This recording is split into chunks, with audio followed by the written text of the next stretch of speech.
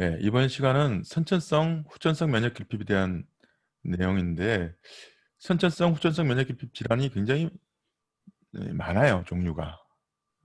그런데 이 챕터에서는 그러니까 각각의 질병이나 이런 거에는 임상에서 이제 따로 배울 거고요. 여기서는 어, 생기는 원인에 대해서 이해하는 게 사실 더 필요한데, 우리가 면역학 초반에 B세포의 성장 활성화, 그다음에 T세포의 성장 활성화, 그다음에 보체, 사이토카인, 그다음에 그것들의 서로 상호작용에 대해서 쭉 다 배웠잖아요. 근데 이제 그거 알면 돼요, 그냥. 왜냐하면 그 중에 하나라도 유전자가 잘못되면 면역 결핍이 온다. 이게 결론이거든요. 그래서 여기서는 복잡하게 얘기하지 않으려고 합니다. 그냥 어떤 게 있나 한번 알아보고 그렇게 진행하면 될 것 같아요. 그래서 조금 빨리 끝내고자 합니다. 우리가 면역이 결핍돼서 증상이 생기고 하는 걸 우리가 면역 결핍 질환, immunodeficiency disease 이렇게 얘기를 하고요. 이게 지금 면역계를 구성하는 요소가 결핍되거나 결함이 생기거나 하면 병이 생기는 거거든요. 그런데 이제 태어날 때부터 그런 결함을 가지고 오는 경우를 선천성 면역 결핍, congenital immunodeficiency, 또 primary immunodeficiency 이런 말을 쓰고요. 그 다음에 태어날 때는 멀쩡했는데 나중에 무슨 이상이 있어서 병이 생기는 거를 acquired, 획득한, 또는 secondary immunodeficiency 이런 말을 쓰지요. 그러면 선천성 면역 결핍의 원인은 거의 대부분이 유전적 결함이에요. 그러면 이 유전적 결함이 면역 결핍만 갖고 오는 게 아니기 때문에 사실은 배아 발생이 잘 안 되는 경우가 많거든요. 그래서 못 태어나는 경우도 많아. 기형을 가지고 태어나는 경우도 많고. 하지만 멀쩡해 보였는데도 마이너한 작은 유전적 결함 때문에 감염에 대한 감수성이 증가된 상태로 태어난 애들은 어릴 때부터 병약하죠. 그리고 다른 애들이 잘 안 걸리는 감염증이 잘 걸리고 그런 경우가 있고요. 그 다음에 이제 후천성 면역 결핍은 이게 이제 심한 영양실조나 그 다음에 암으로 인해서 영양분이 뺏기면서 암 자체가 면역 기능을 억제하는 물질도 생산하고 뭐 이러거든요. 그러거나 아니면 이식 같은 걸 하기 위해서 면역 억제제를 쓰거나 또는 만성 염증을 억제하기 위해서 면역 억제제나 이런 걸 쓰거나 했을 때 또는 HIV 있잖아요, 우리가. 사람 면역 결핍 바이러스에 감염되어서 T세포가 파괴됐을 때 이런 여러 가지 후천적인 원인에 의해서 면역 결핍이 오는 경우를 후천성 면역 결핍이다 이렇게 얘기를 한다는 거죠. 그래서 어쨌든 면역 결핍이 오면 어떻게 됩니까? 미생물에 대한 감염에 대한 감수성이 증가되게 되고 그 다음에 종양 발생 빈도도 증가하게 되고 그 다음에 이 면역이 결핍됐다는 게 어떤 의미냐면 면역의 정상적인 유지가 안 된다라는 거거든요. 그렇기 때문에 오히려 자가 면역성 질환의 발생 빈도도 증가할 수가 있어요. 이런 게 다 왜 생긴다? 바로 림프구의 발달과 활성화. 그 다음에 그 선천 면역계, 후천 면역계가 조화롭게 작동하는데 장애가 되는 요인들 이런 것들 때문에 발생할 수 있다는 거죠. 제가 한의사 분들 한의사는 아니고 한의사 말고 돌팔이들 욕하는 이유 중에 하나가 나와가지고 TV에서 무슨 면역 기능을 증강시키는 물질 뭐 이런 얘기들 하는데 되게 답답한 거예요. 왜냐하면 면역이 증가되면 염증 생깁니다. 그죠? 면역이 증강되면 자가면역성 질환 증가됩니다. 그게 무슨 좋은 약이겠어요. 그래서 우리가 면역 기능이 좋다라고 얘기하려면 적당한 상태, 호메오스타시스가 잘 유지되는 상황이라야 되는 거예요. 그런데 가정의학과 교수님이나 뭐 이런 양반들 나와가지고 떠들 때 뭐 NK셀 액티비티가 증가됐으니까 좋은 거다. B셀 액티비티가 증가됐으니까 이 약은 좋은 거다. 뭐 T세포가 활성화됐으니까 이게 좋은 거다. 이렇게 얘기를 하면 정말 면역학 안 배웠구나 싶은 생각이 드는 게 그 상태면 질병 상태예요. 그죠? 우리가 저 사이토카인 생산이 많이 되면 폐혈증 생긴다. 뭐 이거 상식적으로 알고 있는데 거기다 대놓고 무슨 이 뭐를 먹으면 저 뭐 사이토카인 생산량이 증가돼서 뭐 좋은 거다 이렇게 얘기하면 안 되죠. 혹시 여러분들이 나중에 의사가 돼서 그런 방송 나가면 얘기를 이쁘게 하세요. 그러니까 면역 기능은 균형이 잘 맞아야 되는 거고 이 약을 먹으면 그런 균형을 잘 맞춰줍니다. 뭐 이렇게 얘기하면 고개를 끄덕끄덕 할 건데 면역 기능을 증강시켜서 증강이란 표현은 그런 데 쓰면 안 되는 거죠. 예, 그렇게 생각을 합니다.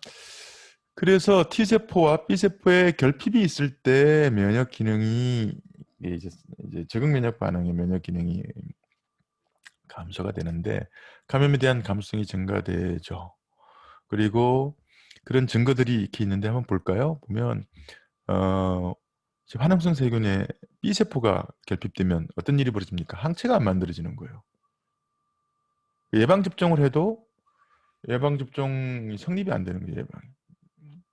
그러다 보니까는 각종 감염성 질환들이 많이 증가되게 되고 혈청 이뮤노글로불린 농도는 당연히 감소가 되고 그런데 B세포 결핍이기 때문에 딜레이 타입 하이퍼센시티비티는 뭡니까? T세포가 반응하는 거잖아. 이건 상관없게 되고 상관없고 그러면 이제 림프 조직을 보면은 우리가 림프 노드를 이렇게 보면은 종자 중심 그다음에 폴리클 이런 게 있는데 여기 이제 B세포 반응이 일어나는 부분이거든요. 여기가 반응이 없죠. 그다음에 T세포가 결핍되면은 뉴모시스티스 로베시라고 하는 옛날에 뉴모시스티스 카리나이라고 불리던 원충인데 요거 감염이 여기 에이즈에서 증가돼 있거든 감염이. 그래서 쓰는 거고 그 외에 다수의 바이러스나 NTM이라고 불리는 마이코박테리움이나 곰팡이나 이런 거에 대한 감염이 증가되게 되고 왜 이게 세포성 면역이 관여해서 제거하는 세균들 미생물들이니까. 그다음에 그런데 이 T세포가 결핍되면 B세포의 활성도 같이 억제되기 때문에 이뮤노글로불린 농도는 감소될 수 있어요. 감소될 수 있습니다. 딜레이드 타입 하이퍼센시티비티는 당연히 감소되고 투베르클린 검사 같은 거 하면 반응이 잘 안 나오죠. 그런데 이제 림프주를 딱 보면은 폴리클은 괜찮은데 그 주변에 T세포 영역이 있잖아요. 거기가 영역이 감소돼 있는 뭐 이런 증거들이 있어요. 뉴모시티스 루베시는 이것 때문에 사실은 에이즈 일으키는 HIV가 발견될 수 있었는데 이게 세포 내에서 살거든요. 시스트를 만들면서 사는. 그런데 이거에 대한 감염이 T세포 면역 반응이 떨어지면 갑자기 증가되어서 우리가 이제 T세포 면역 억제의 증거로 쓰고 있죠. 이 세포 내 감염이기 때문에 T세포 면역 반응이 중요한 걸로 되는 거고요. 그래서 이제 면역 결핍 질환 원인을 보면 선천 면역계 결함 그다음에 이제 종류별로 보면 선천 면역 결핍 중에는 선천 면역계 단일 결함이 있고 중증 복합 면역 결핍증이라는 게 있어요. 그다음에 항체 결핍이 있고 T세포 결핍이 있고 뭐 다 비슷비슷한 건데 살펴보도록 합니다. 후천성 면역 결핍, 그다음에 에이즈 이런 식으로 이제 살펴보도록 할 거예요. 선천성 면역 결핍 보면 일단 탐식세포가 선천 면역을 담당하는데 탐식이 잘 안 되는 경우가 있어요. 탐식을 해도 탐식한 미생물들 잘 못 죽이는 경우가 있어요. 그게 뭐지? 유가종으로 발생해. 그 만성 유가종 질환이 잘 생기는 체질들이 있습니다. 탐식은 하는데 탐식 소포와 그다음에 파고종과 그다음에 라이소점을 결합시켜서 파고라이소점을 만든 다음에 그걸 가지고 균을 잘 제거해야 되는데 못하면 유가종으로 가는 거예요. 그다음에 이제 백혈구 부착 결핍이라는 선천 면역계의 결함이 있어요. NK세포가 작동하지 못하는 경우가 있어요. 캐디악 하가시 신드롬, 세디악 하가시 신드롬이라는 게 있는데 그런 게 있고요. 그 다음에 이제 T세포 활성화, B세포 활성화 이렇게 해서 후천 면역으로 연결되는 과정 아니면 세포 내에 신호 전달 과정에 관여하는 과정에 있는 한 가지 효소라도 결핍이 생기면 그게 면역 반응 전체를 망가뜨리는 경우인데 톨라이크 리셉터 경로라는 게 뭡니까? 우리가 얘기하는 선천 면역계에서 패턴 인식하는 경로잖아요. 그죠? 그 패턴 인식이 안 되면 면역 반응이 안 되겠죠. NF 카팝인데 K가 아닙니다. NK가 아니라 F입니다. 바꿔놓으세요. NF 카파 B 신호전달이 안 되는 경우, 인터페론 뭐 유전 결함, 그 다음에 인터루킨 12, 인터페론 감마가 바이러스 중요하다고 그랬는데 그거의 결손, 이런 많은 무수한 유전적 결함들이 다 질병으로 나타난다는 거지. 종류가 되게 많아요.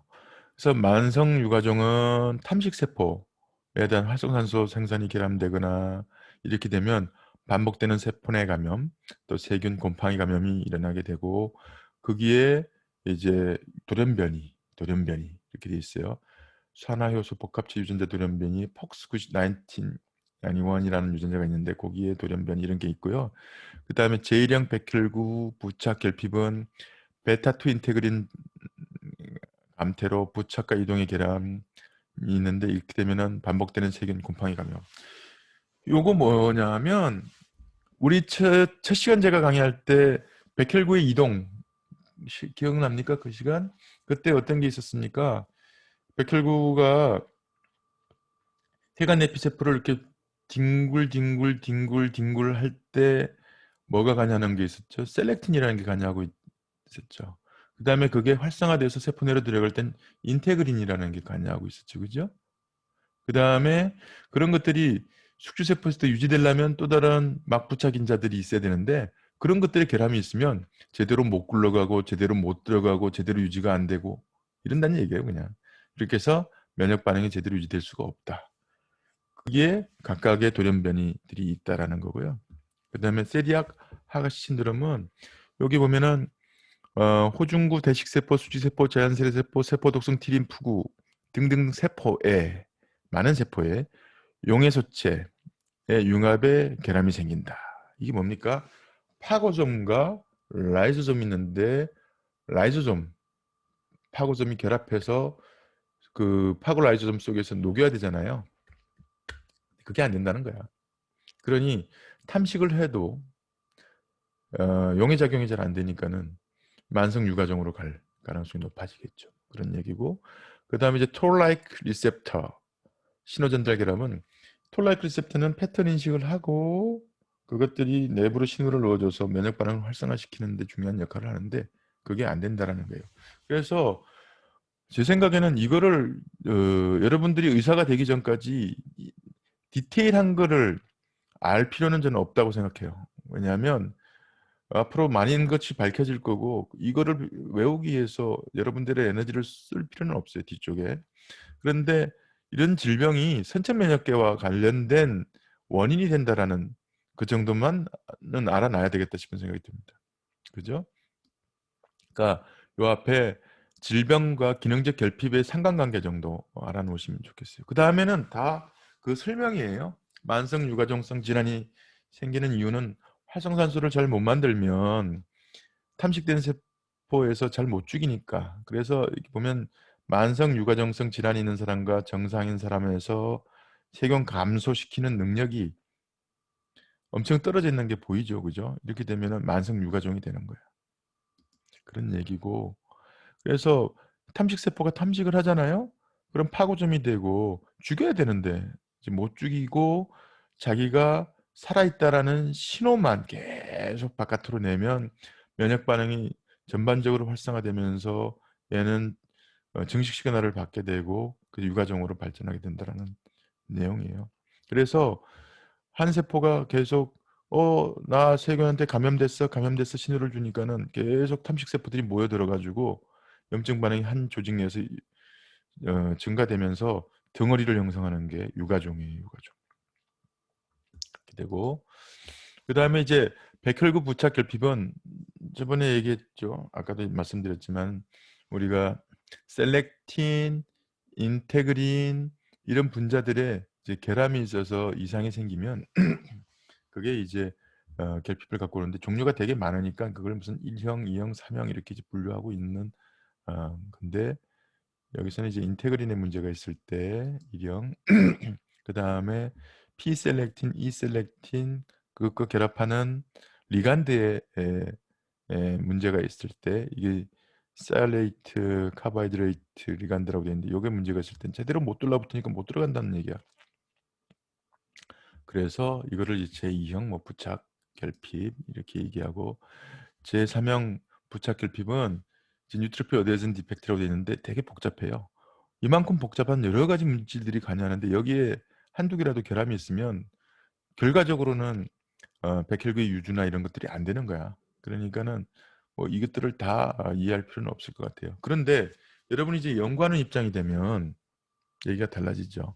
연구를 하는 사람이라면 요 단백질 하나하나에 대한 기능과 뭐 이런 거에 대해서 어, 공부를 해야 되는데, 에, 여러분들 지금은 제 생각엔 그럴 필요는 없는 것 같고요. 그래서 이러한 것들이 이 병이 되겠구나라고 생각해 주면 되고, 그 다음에 이제 파고좀, 이 라이조좀과 결합해서 파고 라이조좀이 되는 조직 반응이 있죠. 파고좀이 이제 라이조좀과 결합해서 분해가 돼서 여기에서 쪼가리 난 것들이 프레젠테이션 되는 거잖아. 그걸 우리가 안티젠 프로세싱, 안티젠 프레젠테이션 이렇게 얘기를 했는데 그게 안 되는 거야. 그러니 면역 반응이 제대로 활성화될 수 없고 유가종으로 남게 되는 병입니다. 그 관계에 작용하는 게 리스트라고 하는 단백질 계통인데, 이 리스트가 발현되는 게 굉장히 다양한 세포에서 발현되고 있고, 그게 제대로 작동을 못하면 세디악 하가시 신드롬이 생기는 거예요. 유가종으로 가게 됩니다. 그 다음에 톨라이크 리셉터 시그널링도 굉장히 복잡하고, 톨라이크 리셉터도 종류가 많지만 이 복잡한 여러 가지 단백질들이 단계별로 작동하게 되는데, 여기에 하나라도 결핍이 있으면 최종 시그널까지 전달이 안 되는 겁니다. 그렇게 되면 이 결과가 뭐냐면 유전자 발현인데, 그 유전자 발현이 제대로 안 돼서 단백질이 안 만들어지고 기능이 안 나타나게 되고 이런 얘기예요. 그렇습니다. 그렇게 해서 이제 개별적인 유전자에 손상이 있거나 이상이 있을 때 면역 결핍이 일어날 수 있다. 그 다음에 보다 더 복합적인 문제가 있을 때도 면역 기능에 이상이 생길 수가 있는데, 그게 중증 복합 면역 결핍증, Severe Combined Immunodeficiency, 이렇게 해서 스키드라고 읽습니다. 스키드.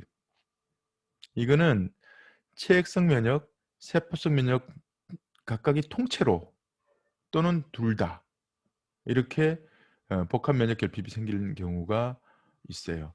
이거 이제 스키드가 이제 어떻게 나왔냐면, 우리가 쥐 가지고 실험을 하기 위해서 쥐를 유전자 조작해서 만들잖아요. 만들 때 그 면역 결핍된 마우스를 만들어요. 왜 만드냐면 실험하려고.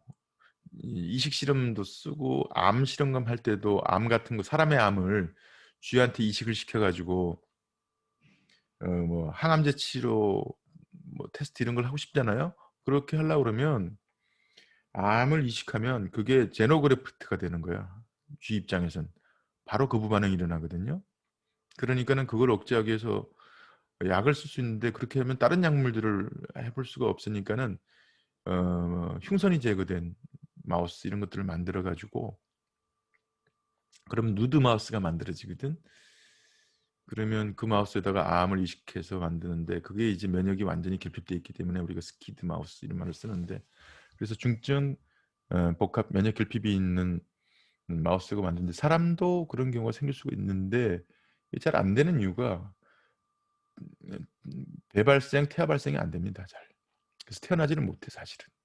그래서 우리가 이제 산부인과에서 배우는데 난자 정자가 만나서 수정되고 나서 배발생을 하는데 보통 한 500번 정도 돼야 하나 제대로 된 애가 만들어진다고 얘기를 하는데, 그 이유가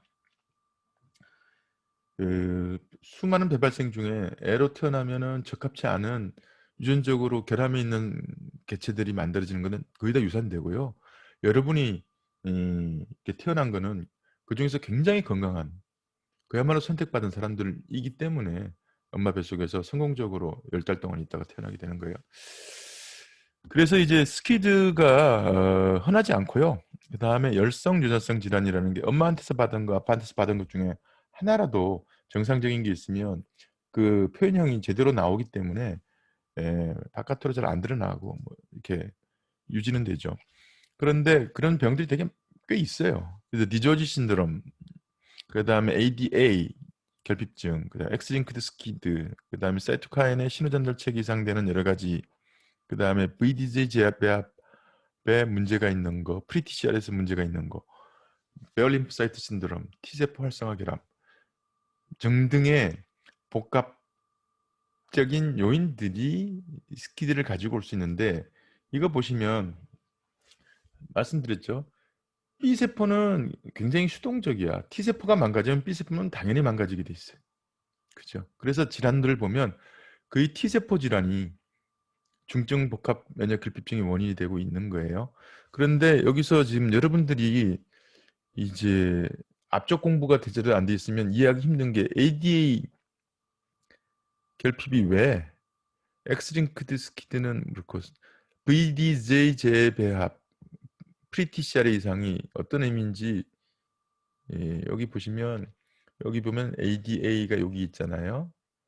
그 다음에 요 헤마토포에틱 스팀셀이 이제 커미티드 스팀셀로 된 다음에 프로티프로피가 됐다가 분화되는 과정 중에 유전자들이 발현되고 적용하면서 어떤 일이 벌어집니까?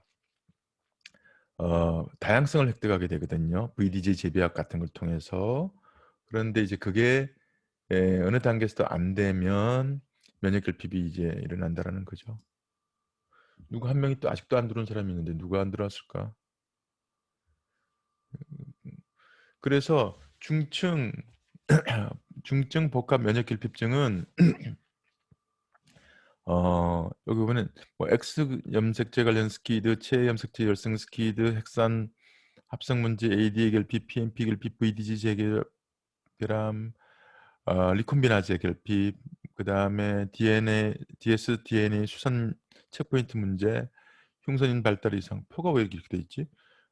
프리TCR 체크포인트 결함, 디조지 증후군, 뭐 이런 다양한 유전적 결함에 의해서 생기는데, 주로 T세포가 만들어지거나 활성화되는데 문제가 생기면 T세포 면역 기능에 결함이 오고 B세포는 동반 하락하게 된다라고 기억해 두면 되겠습니다.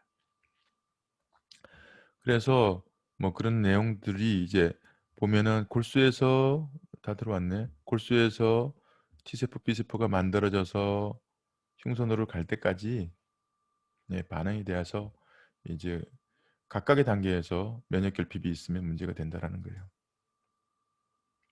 그 다음에 이제 B세포, T세포가 성장 발달하는 단계, 성숙하는 단계에서 또 하나라도 결함이 있으면 문제가 생기는데, 그게 이제 발견된 질환들이에요. 이런 것들을 이제 뭐 써놓은 거죠. 여러분이 이제 명의가 되는 법, 저번에도 한번 얘기했는지 모르겠는데, 면역결핍 질환 발생 빈도가 그렇게 높지 않습니다.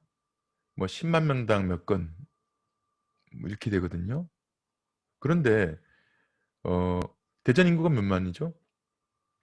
그래서 한 140만, 140만 정도 되잖아요. 그러면 10만 명당 한 건이면 140만 명에 14명 있어요. 그죠? 한 종류의 유전적 결함이 있는 환자가 14명 정도 있다니까, 우리 대전 시내에. 이게 어떤 의미냐면 14명은 병원에 가서 치료를 받아야 돼. 누구를 찾아가겠어요? 그래서 만약에 신윤철이 선생이 돼서 면역 결함 질환 치료하는 사람이 되면, 이 대전 시내 대학병원이 뭐 4개라고 주장하는 4개 병원이 있는데 그 중에 한 병원을 가야 되겠지. 14명은. 그러기는 신윤철이 없으면 치료받을 데가 없는 거야. 그렇게 해서 이제 명예가 꼭 필수라는 사람이 된 거야. 꼭 그 병만 볼 필요는 없잖아, 그지? 그런 병을 한 뭐 4개, 5개 좀 내가 확실하게 공부해서 가지고 있고 치료법을 갖고 있으면 자기 환자는 한 50명에서 100명 정도, 딴 데서는 치료 못하고 오로지 신 선생님한테 치료받아야 되는 환자가, 고정 환자가 딱 생기는 겁니다. 일찌감치 흥미를 가지고, 그러니까 분야가 꼭 뭐 면역학 쪽이 아니더라도 다른 뭐 내가 외과를 하겠다, 내과를 하겠다, 신장내과를 하겠다 뭐 이렇게 정해도 특정 질환이나 이런 거에서 내 스페셜티를 한번 가져보겠다. 이게 더 나은 방법이야. 나는 감기 전문가가 될 거야. 이렇게 하면 대체제가 생겨. 신윤철은 감기를 잘 보는데 감기는 딴 사람도 잘 보거든. 그죠? 그래서 이런 유전적 질환이나 이런 거에 대해서 관심을 가지고 한번 리스트업을 하면서 기전이 뭐지? 뭐 이런 것들을 한번 찾아 나와 보면 나중에 도움이 될 겁니다. 그래서 이제 스키드는 그런 거예요. 전반적으로 그 골수에서 안 만들어지거나 아니면 만들어진 전구세포들이 제대로 교육을 못 받아서 활성화가 안 되거나 그게 기능하고 성숙되는 데 문제가 생기거나 이러면 스키드가 생깁니다. 그러면 어떤 일이 벌어집니까? 온갖 감염성 질환들이 활기를 치게 되는 거예요. 그 다음에 이제 그런 거 아닌데 또 있는 병 중에 무슨 항체 결핍, 이거는 그 B세포가 항체를 만드는 단계, 여러분 이제 배웠지. 프로 B세포가 프리 B세포가 되고 그게 성숙된 B세포가 될 때 어떤 단계를 거친다고 그랬죠? 헤비 체인이 먼저 만들어지고 그 다음에 라이트 체인이 만들어지고 그게 결합해가지고 막부착형 IgM 한 분자가 만들어져서 돼야 B세포가 제대로 성숙하거든. 그런데 헤비 체인이 엄마 거나 아빠 거 중에서 하나 만들고 유전자를 가지고 그 다음에 안 되면 카파, 그 다음에 람다 중에서 순서대로 엄마 거 아빠 거 카파 람다 이렇게 만들어 가지고 하나 만들어지면 되는데 그 모든 게 다 망가지면 제대로 된 항체가 못 만들어지는 거예요. 그러면 항체 결핍된 상태가 되는 거죠. 그래서 B세포의 발달과 활성화의 결함으로 항체 결핍이 생길 수가 있어요. 그래서 X 염색체 연관 무감마 글로불린 혈증, 그다음에 프리BCR의 체크포인트 결함, 그다음에 특정 아이소타입가 안 만들어지는 거는 경우, 그다음에 B세포가 분화가 안 되는 경우, 그다음에 T세포가 작용해야지 B세포가 활성화되는데 그게 안 되는 경우, 뭐 사이토카인 리셉터가 없다든지 이런 복잡한 경우에 이런 것들이 이제 만들어질 수 있어요. 그래서 이것도 너무너무 많습니다. 사실은 종류들이 그렇게 돼 있고요. 그래서 그것들 쭉 모아놓은 것들이에요. 그래서 이것들도 한번 요 질병과 기능 결핍 간의 관계를 한번 살펴보도록 그렇게 하십시오. 무감마글로불린 혈증은 아예 항체가 안 만들어지는 상황인데 그 원인에 보면 BTK, 누구 우리 교수님 이름이랑 같다 그랬죠. BTK. 그다음에 뮤 헤비 체인이 안 만들어지는 거. 이건 뭐 헤비 체인이 먼저 만들어져야지 B세포 분화가 진행된다고 그랬으니까. 그러면서 람다 5, IG 알파, BLE, NK, 그다음에 이런 여러 가지 시그널이나 분자들이 안 만들어지면 다 항체가 못 만들어지는 상황이 벌어져요. 그거 이제 예전부터 알기 쉬워서 잘 알게 됐죠. 여기 뭐냐면 이제 이거 보십시오. 여기 이제 피를 뽑아가지고 혈청을 분리한 다음에 전기용동을 하면 그 알부민이 제일 많거든요. 그 다음에 순서로 알파, 베타, 감마 이렇게 구분을 하는데 백혈병에 걸려가지고 또는 감염증이 있어서 감마글로불린 항체가 많이 만들어지면 이렇게 패턴이 나타나지. 감마가 이상이 많아. 멀티플 마이엘로마 같은 병 생기면 이런 패턴들이 나타납니다. 이뮤노글로불린이 과도하게 많아져서. 그런데 면역 결핍이 생기면 요 감마 프랙션이 없는 거야. 그러면 무감마 글로불린 혈증이나 과소감마 글로불린 혈증 이런 것들이 생기는 겁니다. 그 다음에 이제 T세포만 활성화가 안 되거나 기능의 결함이 생기는 거. 그러니까 만들어지는 T세포, 만들어지는 B세포는 만들어지고 있는데 T세포 활성화가 안 되는 경우는 TCR에서 신호 전달이 잘 안 되는 경우, 그 다음에 뭐 림프 정식이 잘 안 되는 경우, 활성화가 잘 안 되는 다양한 경우도 있습니다. 그것도 이제 표로 이렇게 돼 있고요. 살펴보십시오. 그러니까 많은 질환들이 있다. 그 각각의 기전들이 이렇게 있는데 여러분들이 외우기는 힘들지 않은 게 쉽지 않겠죠. 예. 그래서 이제 엄청나게 많은 원인들이 이런 선체성 면역 결핍의 원인이 되고요. 근데 이거는 유전적인 결함이잖아. 유전적인 결함. 그러기 위해서 이걸 치료를 해야 되는데 어떻게 치료를 하느냐. 몇 가지 방법이 있는데 이식을 해요. 일단 이식. 정상 조직을 이식, 정상 형성을 이식 뭐 이런 것들을 하기도 하고요. 그 다음에 특정 유전자가 결함이 돼 있으면 그 유전자를 넣어주려는 시도를 합니다. 그 바이러스 같은 거에 그 유전자를 찔러 넣어서 그거를 사람한테 감염시켜서 특정 효소나 이런 것들이 발현되도록 그런 것들을 했었고, 근데 이제 그게 지금 잘 안 되고 있죠. 약이 개발된 게 있어요. 지난번 작년에 한창 뭐 이슈가 됐었는데 한 번 주사하면 유전적 결함이 치료가 되는데 주사하는데 주사약제가 4억. 혹시 기억납니까?